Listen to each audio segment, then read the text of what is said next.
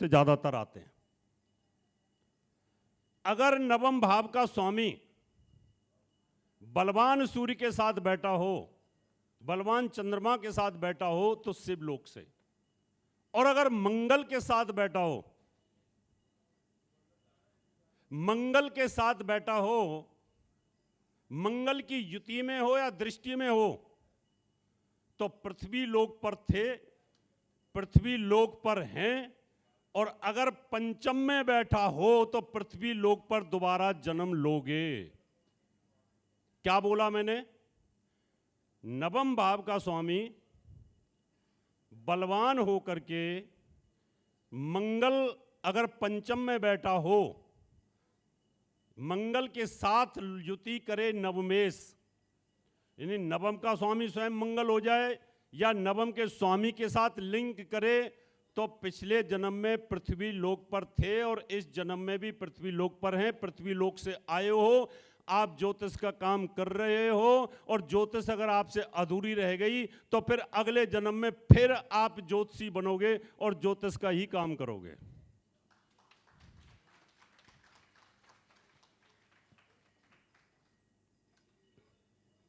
मेरी कुंडली में तो यही है। पिछले जन्म में भी पृथ्वी लोक पे धक्के खा रहा था, इस जन्म पर भी हूं, और फिर अगला जन्म फिर पृथ्वी लोक पर ही आने वाला हूं। मेरा तो मंगल पंचम में बैठा, मीन लगन, और बृहस्पति की दृष्टि है। तो मैंने तो तय कर रखा है, अरविंद कहाँ है, कि भैया सम्मेलनों की तैयारी करवाते रहना, अगले जन्म के लिए भी हम तो आते रहेंगे।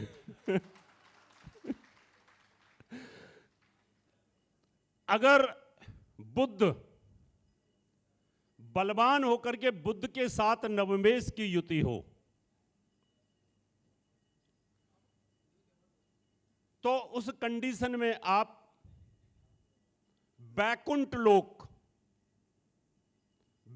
लोक से आप आए हैं, और यही युति अगर पंचम के साथ हो रही हो, आए हो, स्पेशल कृपा है भगवान विष्णु की, दोबारा वहीं जाओगे, स्पेशल काम के लिए आपको भेजा है। कई लड़कियां ऐसी होती हैं, शादी सक्सेस नहीं होती उनकी, बार बार टूटती रहती है, और उनकी कुंडली में ये योग होता है। मैं उनको बोल देता हूं, तू तो बैकुंठ से आई है, तुझे गंगा जी जैसा श्राप लगा हुआ है, तू अपने 7 बच्चों को बहा देगी, 8वें को भीषम पिता छोड़ के फिर वापस तुझे ये श्राप भोगना है और चली जाएगी। तो कितने लोग ऐसे होते हैं जिनकी कुंडली में ये योग होता है।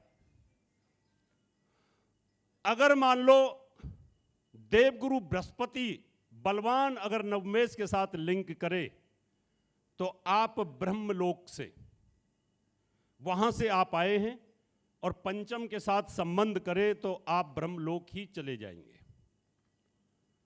अब बात शुक्र की करते हैं, दैत्य गुरु शुक्राचार्य की बात करते हैं। शुक्र के साथ अगर आपका लिंक है तो आप स्वर्ग में थे, स्वर्ग से आए हो और दोबारा स्वर्ग में चले जाओगे। आप हो स्वर्ग में जाने वाले, हमें साथ ले चलना। अब बात करेंगे हम शनि की। अगर शनि के साथ अगर आपका लिंक है तो यमलोक से,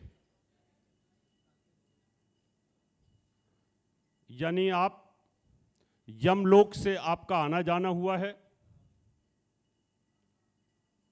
और अगर पंचमेश के साथ संबंध करे तो यमलोक ही जाने वाले हो, आप नरकलोक ही जाने वाले हो। और राहु के साथ संपर्क करे तो जो ये दूसरे ऐसे टापू से होते हैं छोटे छोटे, मॉरिशस जैसे, मालदीव जैसे, श्रीलंका जैसे, राहु केतु के साथ इनका संपर्क हो तो ऐसे जगहों पर जाना, धक्के खाना, और फिर वहीं से चले जाना, पता ही नहीं चला कि पृथ्वी पे आए या नहीं आए। तो ऐसी सिचुएशंस इसके अंदर होती है। इसके अंदर एक चीज और मैं साथ में बता देता हूं आपको, नवमेश अगर पावरफुल हो करके आपकी दृष्कांड कुंडली के अंदर केंद्र में बैठा हो, त्रिकोण में बैठा हो, उच्च होकर के बैठा हो, तो आप पिछले जन्म में बड़े राज परिवार में थे। लोग जानना चाहते हैं कि पिछले जन्म में क्या था, मेरी स्थिति कैसी थी। स्वराशि के अंदर बैठा हो तो राज परिवार से नीचे की जो कैटेगरीज होती हैं उनके अंदर आपका जन्म था या आगे जन्म ले लोगे।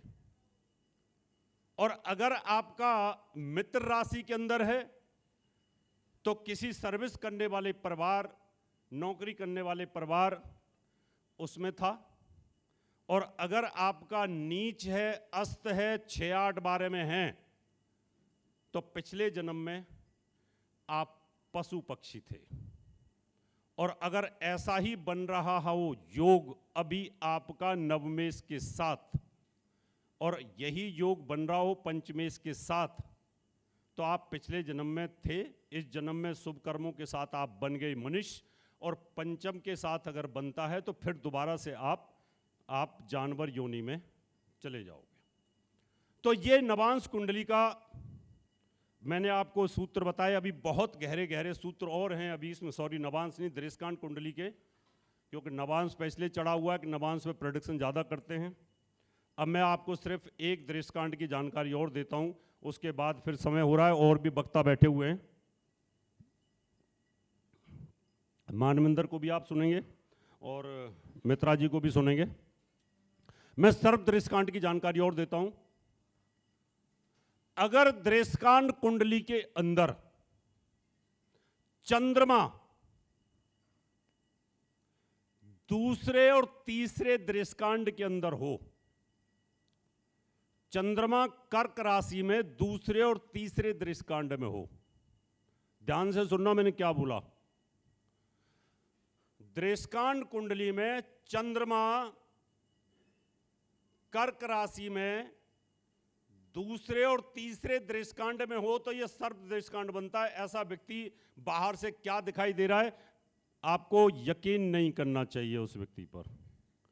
वो अंदर से आपको जहरीला आदमी मिलेगा, ये ध्यान कर लीजिएगा। जब प्यार करते हो ना तो खूबसूरती देखते हैं, लड़की बड़ी खूबसूरत है, स्त्री बड़ी खूबसूरत है, बातें भी मीठी मीठी करती है, खाना खा लिया जी आपने, चाय पी लीजिए आपने, और जब शादी हो जाए और दृष्टांत निकल जाए कर्क का चंद्रमा, कहता तेरे को अब बताऊंगी, आरामजादे, बड़ा पागल बनाता था, लठ दे दूंगी तेरे को। और फिर इतना तंग करेगी कि वो व्यक्ति खुद सुसाइड कर जाएगा या खुद वो उसको मार दिया जाएगा। ये स्थिति बनती है इस दृष्टांत के अंदर। कर्क राशि के अंदर दूसरा और तीसरा दृष्टांत, दूसरा और तीसरे का क्या मतलब है, 10 से 20 डिग्री और 20 से 30 डिग्री के भीतर भीतर अगर ये चंद्रमा आ जाए। अब ये कैसे आएगा, ये भी मैं आपको टिप्स बता के अपनी बात खत्म करूंगा क्योंकि टाइम बहुत हो रहा है और भी वक्ता हैं। मान लो आपकी कोई भी एक लगन है, मीन लगन मान लेते हैं, मीन लगन में चंद्रमा बैठा हुआ है, और चंद्रमा मान लो मीन लगन में अगर 5 डिग्री का हो तो नवांश हुआ, वो सॉरी दृष्टांत हुआ मीन का, उसका मीन का ही हो गया। अगर मान लो 15 डिग्री का है, कितने डिग्री का है, 15 का, तो आप गिनो मीन, मेष, वृष, मिथुन और कर्क। वेरी गुड, तुम तो बहुत इंटेलिजेंट हो। हाँ आज मालूम पड़ा क्योंकि टिप्स पे कैलकुलेशन है इनकी पर। यानी अगर 10 से 20 डिग्री के बीच में चंद्रमा आ जाए तो उस समय वो कर्क का आ जाएगा। इसका मतलब मीन के अंदर, मीन राशि में चंद्रमा कहीं पर भी बैठा हो, किसी भी भाव में बैठा हो और 10 से 20 डिग्री के बीच में बैठा हो तो दृष्टांत कुंडली के अंदर वो जाएगा कर्क के नवांश में। किस में जाएगा, ऐसे व्यक्ति से सावधान हो जाना चाहिए। ये बहुत गहरा सूत्र है। आदमी को जानने के लिए है कि क्या है इसकी स्थिति।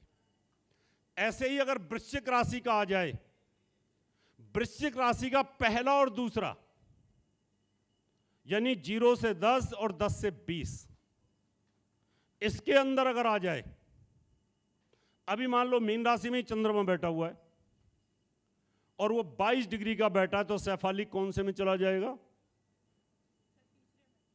तीसरे दृष्टिकांड में। और मीन से तीसरा दृष्टिकांड कौन सा बनेगा? वृश्चिक का। किसका बनेगा? वृश्चिक का।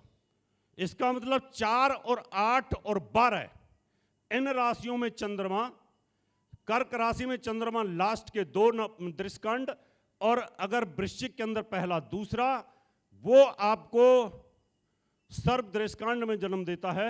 और मीन राशि का लास्ट यानी 20 से 30, अगर चंद्रमा 20 से 30 डिग्री के अंदर हो तो वो कर्क में जाएगा, और वही अगर पहले 10 डिग्री के अंदर आ जाए तो वो उठा करके मीन में चला जाएगा। इस तरीके से आप इसको देख सकते हैं। और इस तरीके से कुंडली का मिलान के समय पर कि आप जिसको बहुत प्यार करते हैं, कहीं ऐसा तो नहीं वो आपके लिए बहुत हानिकारक हो जाए, और अपनी दोस्ती के अंदर भी आप इसको देख सकते हैं। आपने बहुत अच्छे से सुना, बहुत बहुत आपका धन्यवाद। बहुत बढ़िया सर, बहुत इससे बहुत ही संबंधित शानदार। कोई एक प्रश्न, 2 प्रश्न कोई पूछना चाहे, बताओ कमल।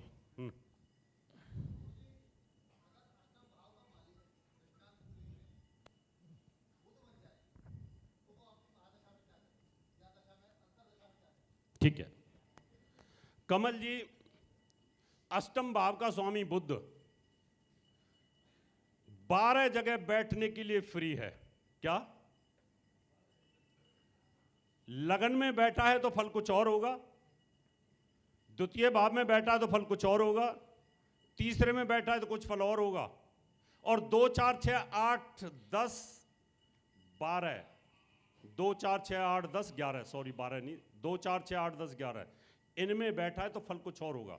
क्योंकि गोचर में दूसरे भाव में, चौथे भाव में, छठे भाव में, 8वें भाव में 10 और 11, इन 6 भावों में गोचर के अंदर और महादशा के अंदर अगर वो बैठेगा तो बहुत ही शानदार फल देता है। और अगर वो अष्टमेश होकर के नीच होकर बैठ गया तो फल और मुश्किल करेगा।